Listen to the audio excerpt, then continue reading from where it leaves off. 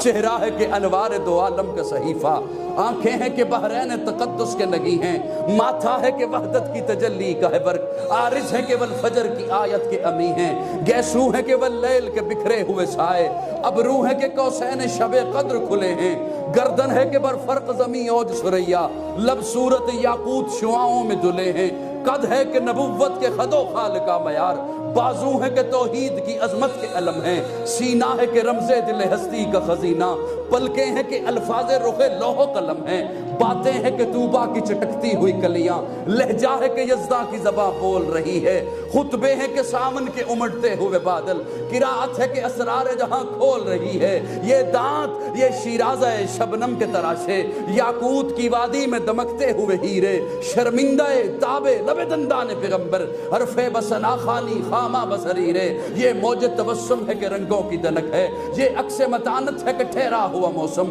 یہ شکر کے سجدے ہیں کہ آیات کی تنزیل، یہ آنکھ میں آنسو ہے کہ الہام کی رمجم، کہنے کو تو ملبوس بشر اوڑھ کے آیا، کہنے کو تو ملبوس بشر اوڑھ کے آیا، لیکن تیرے احکام فلک پر بھی چلے ہیں، انگلی کا اشارہ تھا کہ تقدیر کی ضربت، مہتاب کے ٹکڑے تیرے قدموں میں گرے ہیں، کہنے کو تو فاقوں پہ گزری تیری راتیں، اسلام مگر اب بھی نمک خار ہے تیرا، تو نے ہی سکھائی تمیز من و یزداں، انسان کی گردن پہ صدا بار ہے تیرا، کہنے کو تیرا فخر تیرے فخر کا باعث، لیکن تو سخاوت کے سمندر کا کنارہ،